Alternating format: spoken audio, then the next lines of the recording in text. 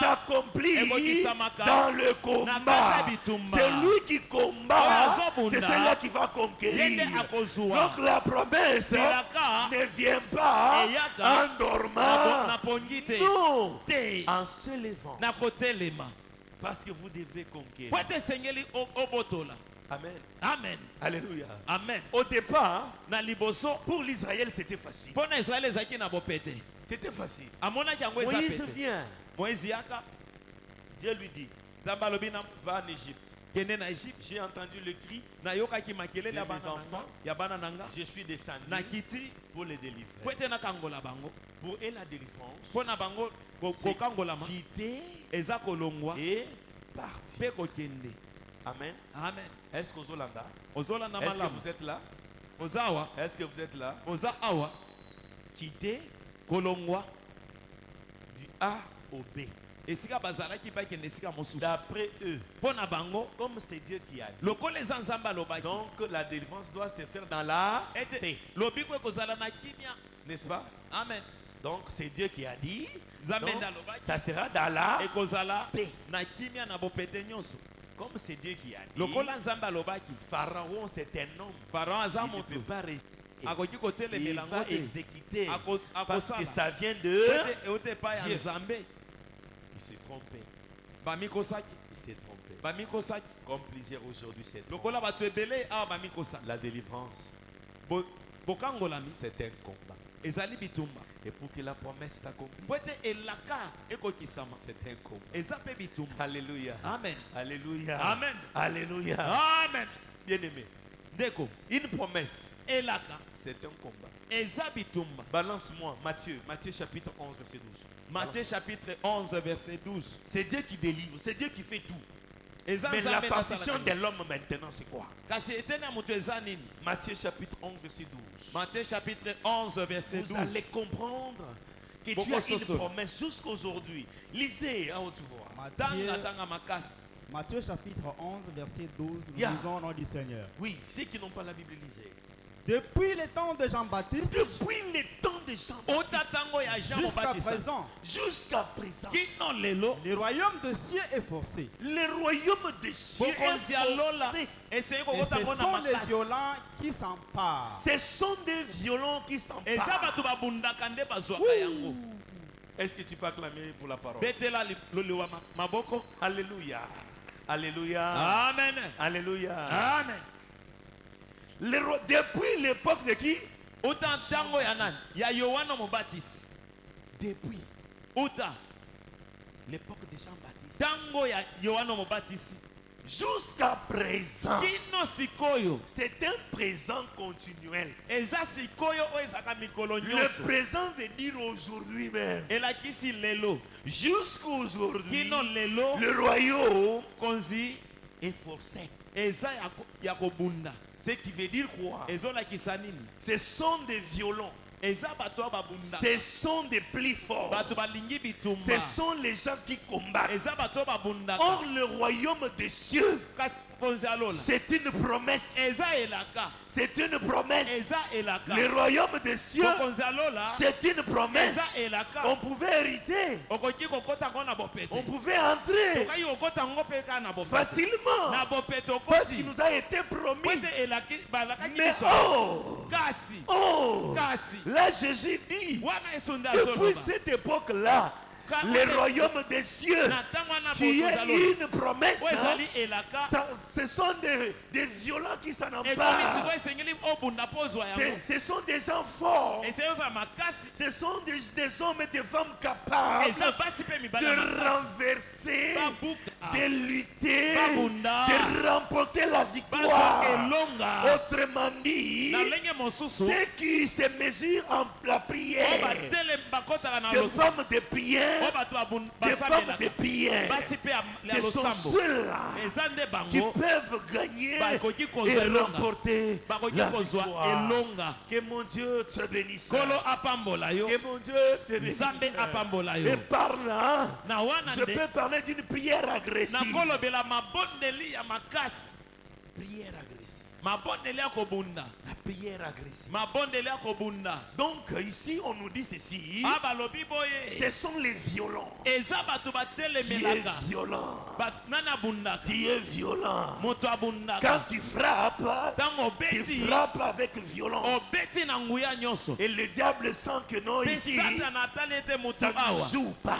Ça ne badine pas. Non, celui-ci il est venu parce qu'il est déterminé. C'est lui qui est violent. C'est un homme qui est déterminé. C'est lui qui a besoin de la victoire. C'est quelqu'un qui est déterminé. Quelqu'un qui a l'objectif. L'objectif. C'est lui qui veut changer sa vie. Sois violent. Tu veux la promesse? Sois violent. Mais pas dans la chair. Spirituellement. Amen. Hein? Amen. Donc la violence spirituelle, la violence spirituelle se pratique dans la prière. Est-ce que vous comprenez? Amen. Hein? Amen. À Gethsemane, qu'est-ce qui s'est passé? Jésus pria jusqu'à l'hématidrose. Est-ce que vous pouvez comprendre ça? Jésus pria toute la nuit jusqu'à l'hématidrose. La sueur s'est transformée en sang. As-tu déjà prié comme ça? As-tu déjà prié jusqu'au petit matin?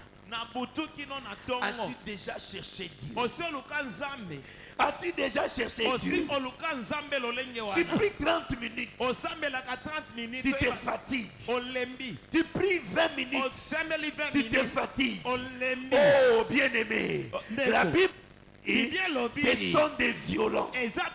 La violence spirituelle, c'est dans la prière. Pour que la destinée s'accomplisse, sois violent dans de prière.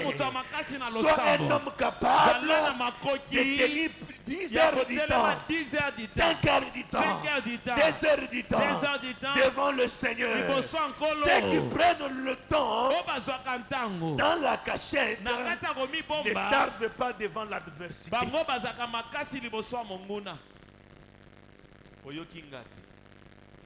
Est-ce que Oyokinga Magazalo? Oyokiti. Moto ya bundaka na nkuku. Abonga makana na kobatama.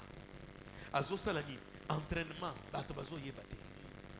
Mokola ko bimana biso ap. Ndiye saka makambo amini. Amen. Amen. Akobeta likofika mokupa. Mutwalani. Amen. C'est ce qu'on nous appelle la préparation. Alléluia. La répétition. Ceux qui ont répété bien dit. Ekosimba. Vraiment. Ekosimba. L'erreur est belle parce que vous savez. Balinga ya ko répéter na terrain. Botu. Ba répéter na terrain. Entraînement basalaka avant bitombeya. Amen.